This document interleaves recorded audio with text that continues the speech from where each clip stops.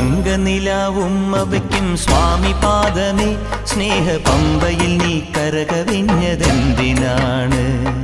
കണ്ണുനയാൽ ആജ്ഞ നൽകും ചിന്മയ രൂപം കണ്ടു വൻപുലിക്കും പാൽ ചുരന്നതെന്തിനാണ്?